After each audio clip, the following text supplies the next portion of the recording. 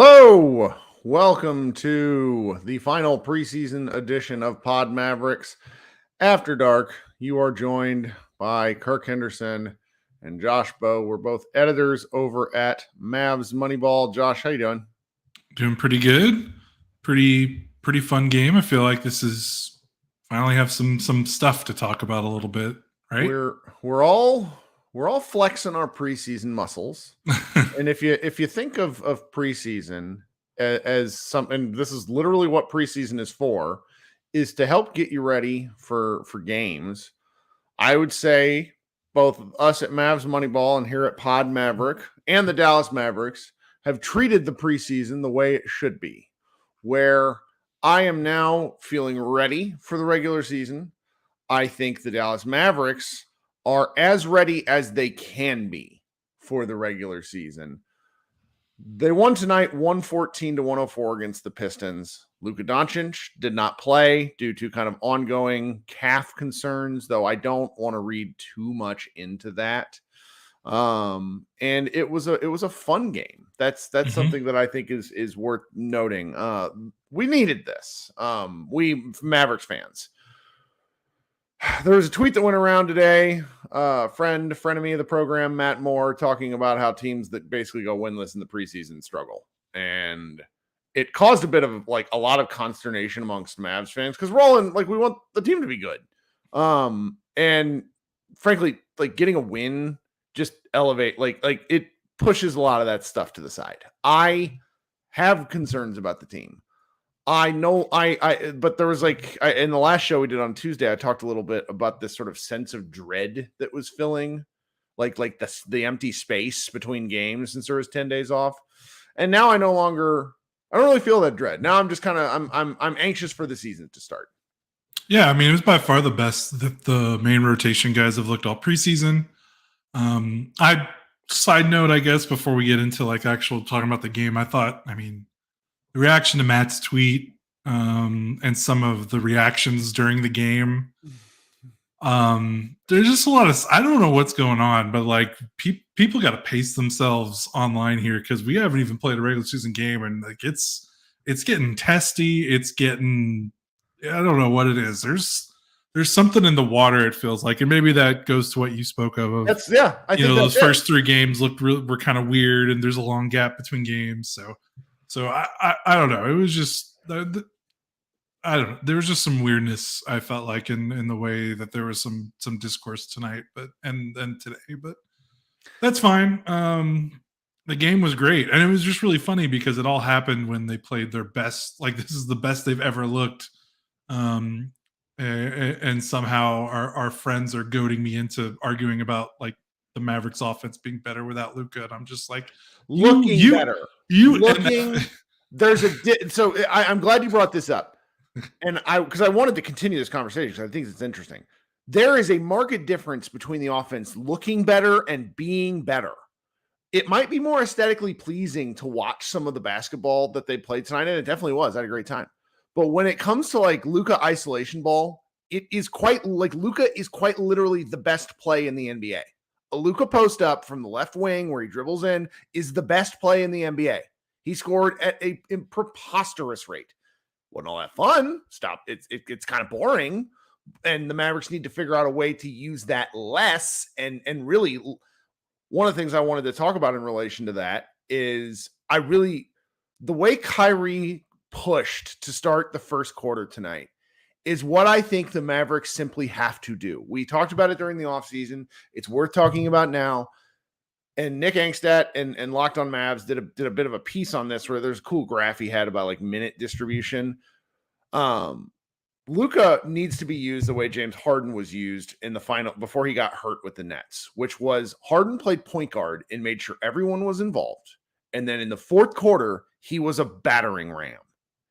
And that is just to me the ideal usage of Luka Doncic with Kyrie Irving, where they get everybody else involved. They let Kyrie score in the first quarter. Luka can score his 7 to 8 points. It's fine, but he's not taking a ton of shots and like feeling his way through the game. And then in the fourth quarter, when everybody's tired, march to the free throw line and close out the game. Just the way that the ball moved up the floor tonight, that's the thing that's important to point out, where when we saw some of those social media discussions, it's true. Like Luka doesn't push. Luka doesn't get it and go. He gets it in surveys, and it works. But I don't think it's the recipe for success over 48 minutes times 82 games. Yeah, and like I don't necessarily disagree with the point, and I think Kyrie is kind of the perfect, at least offensive pairing to help kind of get this team going a little bit, because even when they had Brunson, Brunson kind of had the same mentality as Luka, wanting to walk it up and ISO and do the herky jerky kind of thing. You know, Kyrie is just a different player altogether, although they're both great players, just different styles, and I think stylistically he's going to really help. And I don't necessarily disagree that the team needs to, push the ball a little bit more, spread the ball around a little bit more. It was funny Luka to me spreads it around, but he spreads it around at the end of a pick and roll. Yeah, it was just funny. Like, it was just funny to me that this conversation happened in a preseason game against the Pistons, and I'm just like, guys, like we gotta, like I don't disagree. Like Luka and Kyrie, even with their great efficiency last season, there's still room to grow, which is probably the exciting part. Is even if they don't get better with how they play together, like if they play like they did last year, I mean, that's still like one of the best offenses in the NBA when they're on the floor, but there's still just more opportunity for them to do more. And obviously there's more opportunity for Luka to play off the ball. I'm not disagreeing with any of that. It just felt like, I just felt like maybe the conversation was starting to discount like how great that those two were on the floor together last season. And just among the litany of things that this team needs to prove, like their offense is like 20th on the list of things that they need to fix or work on. Like it's kind of one of those nice to have things that I think is going to be more important down the stretch of the season, and we'll see in clutch games and stuff like that. But yeah, I mean, this game was fun. I'm very curious. I think the thing coming out of this game is Derek Jones Jr. going to start, or is Josh Green going to start for that final fifth perimeter spot? Because do the Mavericks overthink this? I'm curious because I'll let you go. Let me just kind of lay out how I'm thinking about it, and then I'll turn to you.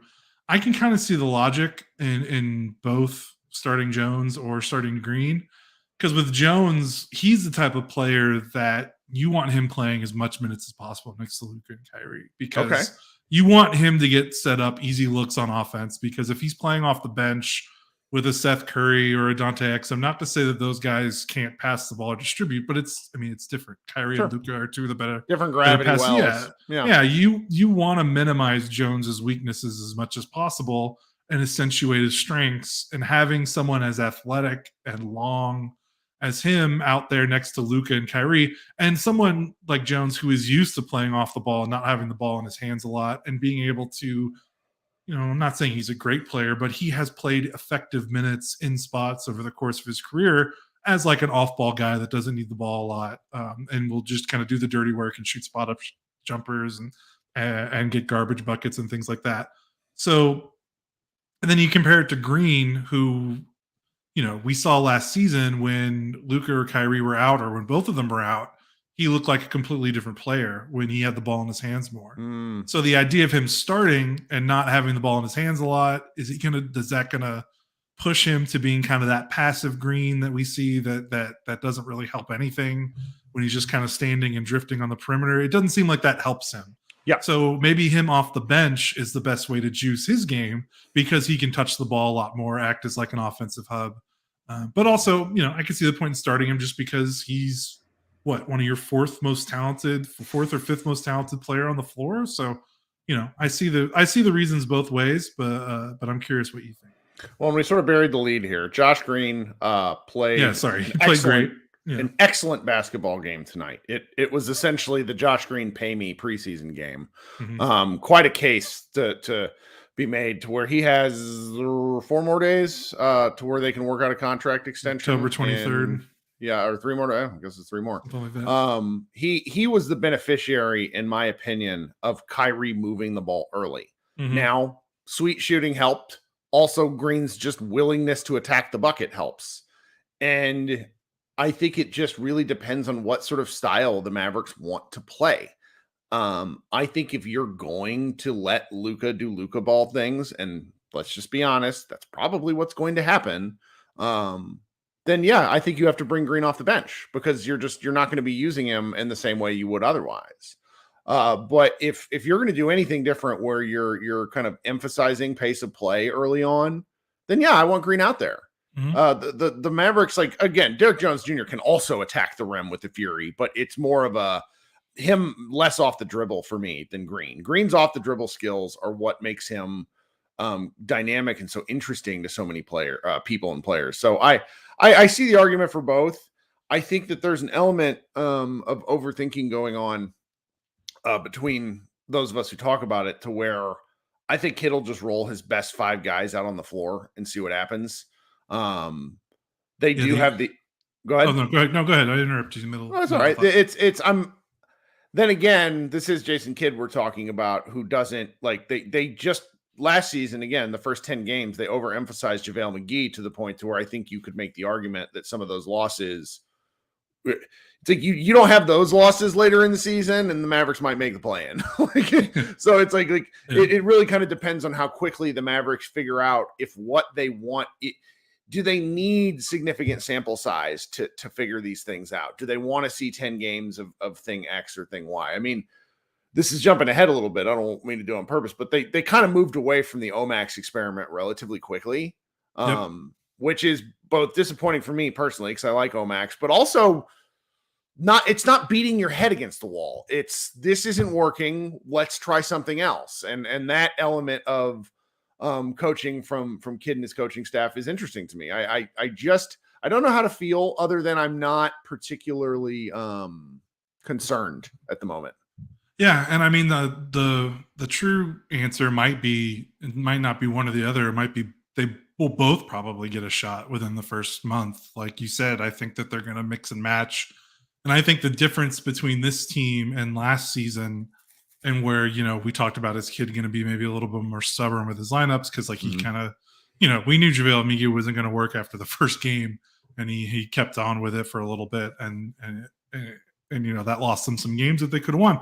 I think with this team, I can't read Kidd's mind. I don't know what he's thinking. Sure, but I have to imagine that he is more comfortable in the depth of this roster compared to last season's roster. I felt like a lot of the lineups and mixing and match, like there was just sort of like a desperation. Like he was just trying to find something that would work because he's a defensive first coach. And like, he was just trying, like, that's why I think guys like Theo and Frank and McKinley, right? Like, I think those guys got a little bit of a longer leash because he was like, can I find someone that can get a stop? Like, can we just try this a little bit? Despite the fact that they probably just needed to abandon that and lean into all offense. And they kind of did toward the end of the season. But this team's much deeper. Like, having like Dante Exum and Seth Curry and Jaden Hardy, second-year Jaden Hardy, and like Omax instead of like McKinley Wright and Theo and Frank. The ball handling feels a much worlds better. It's huge. But I mean, seriously, Frank was considered like the backup point guard last season. Frank playing basketball is a Benny Hill. Like it just needs a Benny Hill theme playing as they just didn't have a lot of guys that were any sort of dynamic off the dribble. And our co-editor Doyle Rader said this in the chat in our Slack, where he essentially said like Dante Exum being a fourth ball handler could be huge for this team. Not, of course, now not a overwhelmingly like amazing statement, but at the same time, it is. Seeing it in action versus in theory is great. Yeah, I mean, not only like adding him and Seth together just really opens up, I think, a lot of possibilities with what you want to do with your lineups. in a way that like it's like a good problem. Like, because I was thinking, I was like, where are the minutes for some of these guys going to come from? And that's a great problem to have compared to last year when we were like, who the hell is going to play? Like, particularly with the makeup of who we're talking about, because minutes problems can be big as the year goes along, where it's like guys want specific things, but Right. there's not like there's kind of a clear pecking order of who should get what and when, not to mention with some, Seth Curry's older. You get 15, 20 minutes a game out of him over 45 games. I think you're pretty excited. Mhm. There's just a lot of little stuff going on with elements of the roster to where it feels like it could be too many guys. But I think with the way the league is and with injuries, our biggest complaint last year was that the Mavericks didn't care about guys 11 through 15 on the roster. And with the one exception of Morris, I think the roster is mostly filled with guys who I want to see play basketball in some way, shape, or form. Yeah, I've noticed. I mean, part of this I think is because they did play those international games, so they're gonna want to play like the real players more. Because Yeah, when you're playing international, you want to treat the fans that bought tickets, and you're on national TV that's and right. all that stuff. But also, like, they just have so many guys and so many new guys. Like, normally, at least one or two of these preseason games, like the second half is like all of the training camp invite, two-way slot. Mhm. That didn't happen this preseason. Like, we barely saw any of the training camp guys. Like, maybe just a few spot minutes here and there. Like, this is the last preseason game. AJ Lawson and Dexter Dennis played a combined 11 minutes. Mhm. Everyone else that played is someone that could arguably be a rotation. I mean, they've already moved on. Like they Yeah. have five, and I don't want to talk about the G League. If you want to talk about the I G know. League, meaning Mavs fans, go right ahead. If we're talking about the G League and um, any reasonable, like past like a rookie going there, then this Maverick season is already a failure. I don't want to kick anybody in the knees on that, but that's just sort of the nature of this. Like the Mavericks like wave Mike Mine. Like they've done a lot of stuff the past few days, which Josh and I aren't going to touch on because I ultimately do not care. Yeah. And like so- again, this game just reinforced my feeling that this feels like the 2019-2020 team all over again, where the star quality is very top heavy. And they don't kind of have that middle 3 through 4 talent that you would like. 3 through 4, like third, fourth best player compared to some of the other contenders. But I mean, they earnestly might be a 10, 11, 12 deep rotation, which is very similar to that 2019-2020 team, which also didn't have a clear cut third best player. But they just had put guys on the floor that could play, whether it was Seth, it was Tim, it was Jalen, it was DeLon Wright, even though those guys frustrated us at times, like Courtney Lee, Dwight Powell, Maxey, like Boban even played a little bit that season and had some productive moments. Like that team just always seemed to put guys on the floor that could play. And you never had that like 4 or 5 minute stretch where you're like, oh God, like last season where it's like, oh God, Theo and Frank are not only playing, they're playing together at the same time. And now those minutes are just being replaced by guys that I think are just much better NBA players. Even if like you compare the maybe the top 1 through 5 on this Mavs roster compared to the top 1 through 5 for like the top 8 teams in the East and West. Yeah, maybe Denver and your Boston and Lakers and those contenders, maybe they're going to beat you in the third, fourth, maybe even fifth best player. But I mean, again, like the 2020 team, just their depth is what's really, I think, stands out to me. And to do that in one summer when last season they had no depth, I think it's really impressive. And it kind of makes me excited about this team's potential, although maybe their ceiling is a little bit capped because it doesn't matter how good your 10th best player is in Right. the playoffs. But hey, I mean, they got to crawl before they can walk. Like they didn't make the plan. They finished 11th. So That's right. they got to get back on the horse. Like, I know fans might not like this, but if they finish as the 6th or 7th seed and, go 6 or 7 games in the first round and lose, people might be pissed off, but compared to what was last season, that's a success. It's a step forward. So That's right. yeah. Well, What do you think? What else are you thinking? Sorry. Well, so we got to do some business. We are Okay. a pair of businessmen, you and I, well-known acumen. Entrepreneurs. We know what we're doing on YouTube. We know what we're doing on podcasts and running a website. We absolutely are professionals. We're going to cut to a podcast ad break real quick. But before we do so, I wanted to ask those watching on the live stream and for those who might be watching on the YouTube later on, if you could, first of all, please go down and like the stream. That sort of thing is very helpful. I need to be asking earlier in the show, but we're going to do, basically 25 to 40-minute shows over the course of the season when Josh and I do these. The second thing is I would really like you guys to subscribe. We started last April, which was a terrible time to start a YouTube show with the Mavericks self-combusting. And we have 1,500 subscribers right now. I have kind of an arbitrary goal of 5,000 by the end of the year. And I would really like it if you could be one of those subscribers. So that would be really grateful. All right, so we're going to cut real quick to a podcast break, and then we will be right back. I know, isn't that kind of weird to do live? But hey, that's just the nature of it. Also, while I'm shilling, we are accepting video sponsors. Like, as you notice, there are no other ads on our page here other than, at least live ads. At least other than Blue Wire, which was our parent company. We can have a hosted show. If you or anybody out there knows of want some advertisements, we can, do that sort of thing. I'm very interested in it. Anyway, back to sell out. We will sell out for you. Oh yeah, no, I'm good. Yes, yes. If I hear the music, I am going to dance. Mm-hmm. All right, so we've had lots of people being like, why aren't you talking about Derek Lively? That's what I was going to say. We need to talk about next. So I got texts from a pair of Pistons fans in my life who, and granted, the Pistons have my wife asked during the game if the Pistons were all misfit toy big men because of just how many kind of big guys that they had. Like seeing James Wiseman, professional basketball fraud on the floor, really, there's just so many things that the Pistons do weird. But Lively's had some rough goes, not because of him, but because he's played all huge men every single game up until now. Everybody has been bigger than him in the games he's played. He's 7'1". Think about that, folks. He's also playing Victor Wembanyama on opening night. So 4 of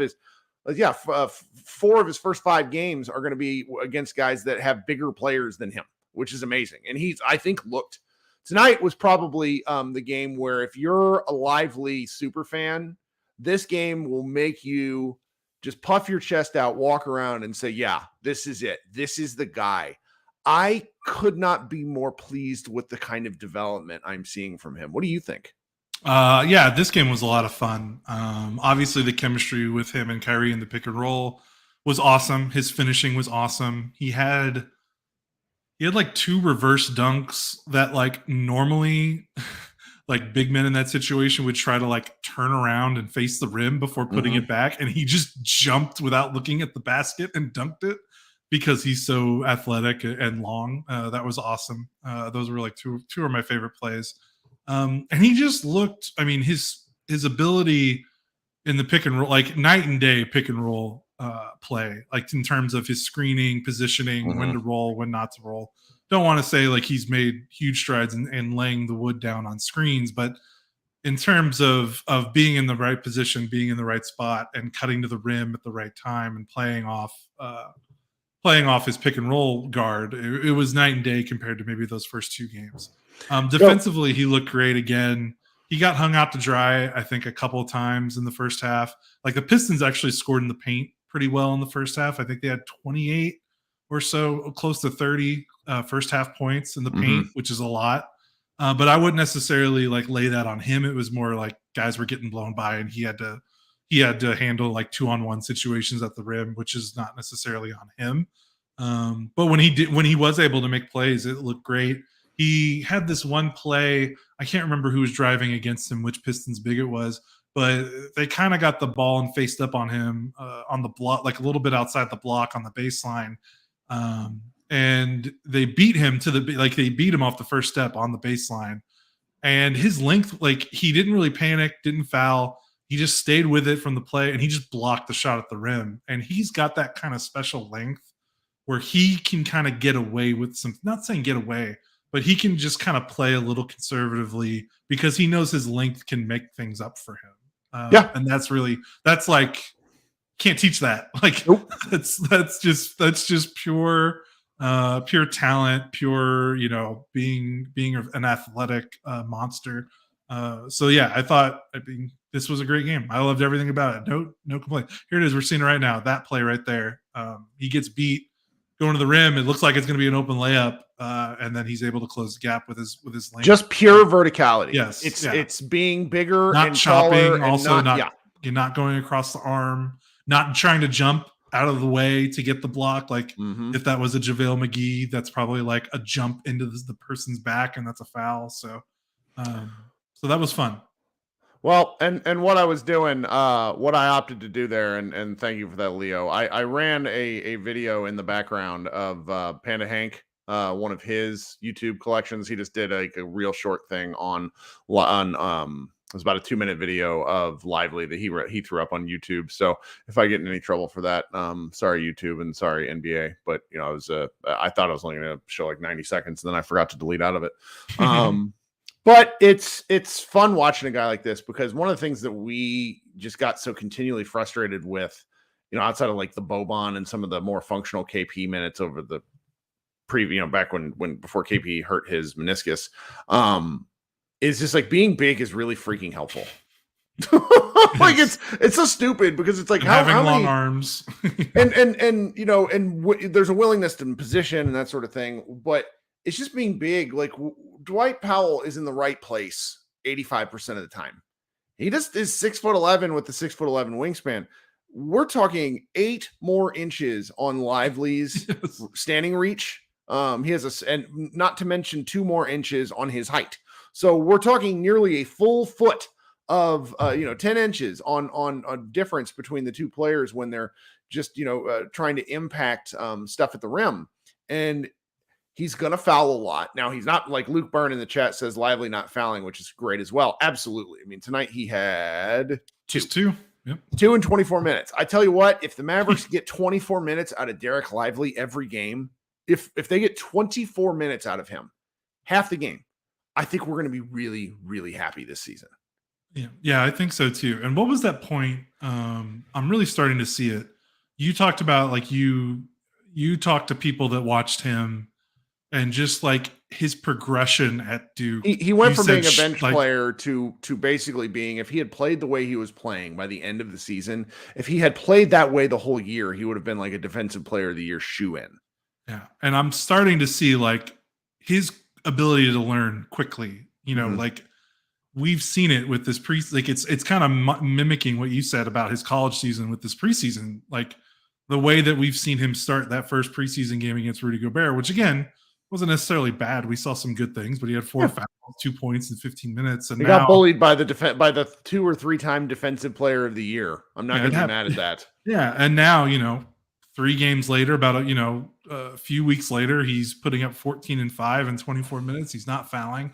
And again, the Pistons are, like you said, kind of an island of misfit toys for big men. But like Isaiah Stewart and Duren, Duren is a guy we thirsted after so hard. Yeah, like you can make fun of Marvin Bagley and Wiseman all you want, but Duren and Stewart are tough. Those are tough big men.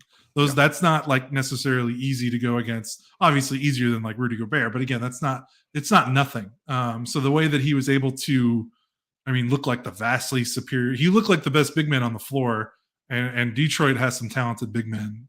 So that was really, really encouraging. And I think it goes to what you said about your people that watched him at Duke, like his ability to just pick up and keep getting better game to game to game. It's really noticeable. It's very noticeable. Mm-hmm. I was very pleased with that. So going through kind of everybody else, I don't think I tried to do this a little bit earlier, but Kyrie Irving good God, man. 17 points, 11 assists, 8 boards. No turnovers. No turnovers. When he is an engaged basketball player, which is not always, and I think he probably never would say that himself, but people who have watched, if you've watched a disengaged Kyrie Irving game and then it's just it's amazing. He is so smooth. And if you're like wanting to show someone like fundamental, it's like a couple of the pick and rolls that he ran there with Lively. He places the ball in the right spot. And you're if you're listening to this, you're like, well, they're an NBA player. Of course they should be able to, pass to a big man correctly. No, it doesn't. Like a lot of these, like the way basketball is played now, there's certain skills which are so atrophied amongst like professionals and players. And so it's like some of the things that Kyrie makes look simple are straightforward skills that he has absolutely mastered. And so I enjoy his impact on the game. And that's why I really want to see more Kyrie point guard early in games. I mean, he's 6 to 15 shooting, which he probably was a little bit annoyed with, but that's going to happen sometimes. And instead he found other ways to impact the game. I mean, he had a couple of steals and a block too. And, you're not going to get Kyrie Irving games like this every night. He's an older guy. He's what, I think he's 31 now, or he's going to be 31. Yeah, and his legs are probably aged a couple of years because he's had knee surgery. Well, and it can't be stated how slight he is. Like he is 6'3" and about 180 pounds. So it's like the pounding of an NBA season is just going to take its toll on a guy like that. And so I just hope the Mavericks figure out a way to maximize his utilization while also, giving him as much rest as possible. I don't know what to make of Grant Williams is my kind of main, if I was to have like, the bad, like annoying Tim Hardaway game. And like, I don't know what to do with Grant Williams. I don't know what to do. Like I don't like him. I mean, like I'm ambivalent. I am like kind of, can you help me here? Because we've talked about this and I'm not vocalizing it correctly. I think the thing is this is what I tried to hint at when I wrote my piece when the Mavericks acquired him, is he is being touted, and I still agree with this, as he's the biggest off-season move they made this summer. He is the most notable NBA player they acquired in terms of talent and resume, which is great. He fits in perfectly with what they want to do. He fills a position of need.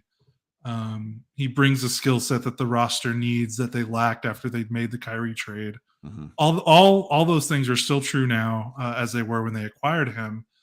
But because he was sort of like the crown jewel of the offseason, I feel like for some that there's been like this idea that he is maybe more than what he can actually do as a wing starter. So like seeing his box scores in this preseason game, like doesn't worry me, because like he's going to have games like that, because that's just, he's that kind of player. He is not the dynamic near or all-star level type forward that the roster probably needs before they can consider themselves truly championship contenders. Mm-hmm.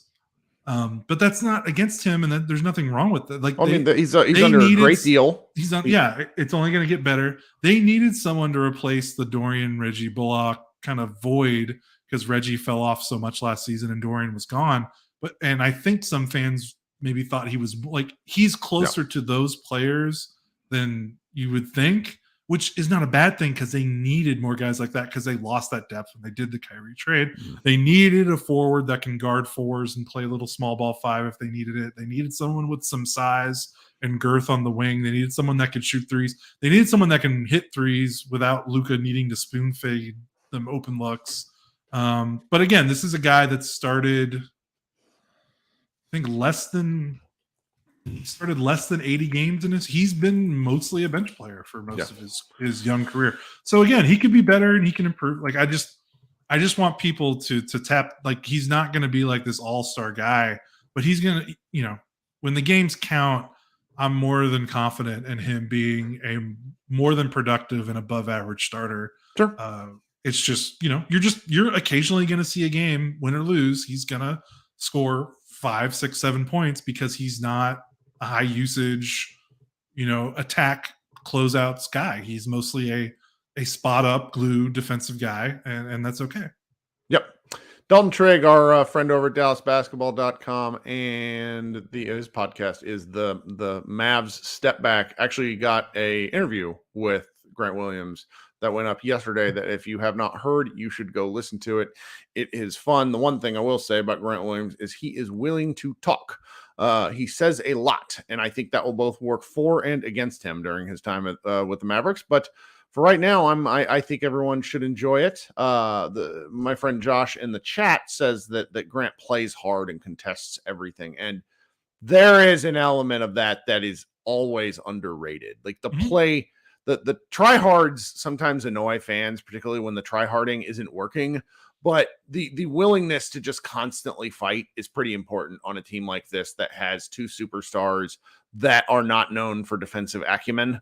So it works to their favor. I'm trying to think if there's really anything else here. You know, I'm like I mentioned Dante Exum a little bit earlier. Really bullish on him. He only shot 1 of 7, but yeah, his floor game was 5 assists. Well, he got an offensive rebound over the guy who was guarding him at the rim.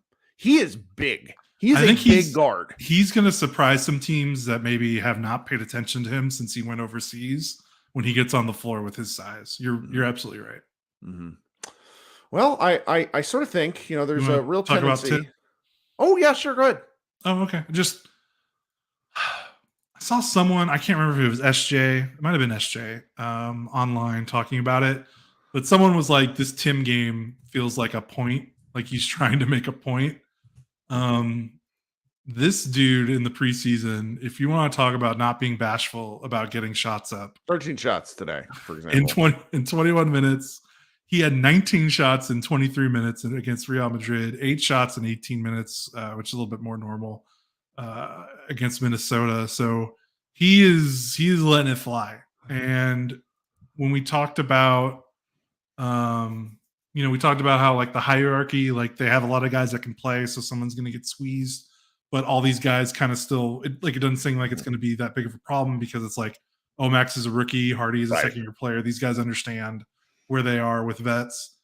The Tim one is the one that has the most potential to disturb things, if you even want to call it that. So I think they really want him to be like their microwave cooker coming off the bench. The thing that Tim is going to have to prove, and I think the Mavericks are going to have to work around, is he's at his best playing with Luka. And I don't think the data support pretty much every year except for the year he got hurt, the Mavericks and Luka on the floor, they play awesome. Playing with Luka seems to negate his worst tendencies, which is dribbling a lot, stepping into long twos, taking ill-advised shots at the rim, stuff like that. So when he's playing with Luka, you don't have to worry. Like he can just be the spot up, move around screens and dribble handoffs and just let it rip guy. So that's the thing. They're going to have to figure out if they are committed to Tim being a guy to come off the bench, if he's not a candidate for that last perimeter player starting spot, if it's going to be Josh Green or Derek Jones Jr., they're going to have to make sure that they split up the Kyrie Luka. Like, I don't think they can play a ton this season with Tim on the floor and no Kyrie and no Luka. So that's going to be their rotation challenge, I think, this season. Yeah, Richard in the chat asks about Omax. Omax giveth, Omax taketh away. Omax is a rookie. Omax he was a 24th pick. Yeah. I was super excited about him in rookie in summer league because he looked very commanding. I will say during the preseason, he's looked like a baby giraffe at times, which is, I think, more nerves than anything else. He needs some things to go his way. He also has got to find a way to contribute statistically. And they're like his box scores this preseason are occasionally just like, what is going on here? Tonight, he had 5 rebounds, which is fantastic to go along with 7 points. But like 3 of those were offensive rebounds. And, I don't know if anybody will remember one of the things I talked about earlier in the preseason was, not to compare him to, former All-Star Josh Howard, but you get minutes as a rookie, particularly like a fringe rotation guy, by doing the little stuff correctly. And if he's gonna earn minutes in the rotation, I think Kidd will give him the opportunity. He has to do the small things, i.e., not fouling 3-point shooters, for example. But that's okay. Like it is fine. It is what it is. Yeah. Also, Josh Howard, his senior year before he went to the NBA, he was the ACC Player of the Year. Josh Howard Josh Howard had no business falling to the Mavericks, but guys, get this: he smoked marijuana. So like I think we did get pretty excited. This preseason was kind of like a reminder of like, oh, this is why Lively was the 12th pick and Omax was the 24th pick, which is no like disrespect to Omax. He was the 24th pick, which is great for him where he was, but naturally maybe he's going to take a little bit longer than we thought, which is okay. But we'll see. Just the fact that he's an option, like, I mean, just the fact that like this backup wing is like a young 21-year-old rookie instead of like, a Theo or whatever it is. I'm kind of beating a broken record or whatever you want to say. Yep. The broken record, but the depth is just so much fun. Even if Omax doesn't contribute as much as we wanted to right away, just that the fact that he's an option, I still think is a win. So we'll see. I do too. All right. I think that's enough because I'm going to come back on here in about 20 minutes. I'll be doing, a Mavs party, which is just like, for anybody who hasn't been paying attention, we have brought over all of our live shows to YouTube, obviously. We no longer do the Spotify lives because Spotify stopped supporting that, which sucked for me because I had built up quite an audience there.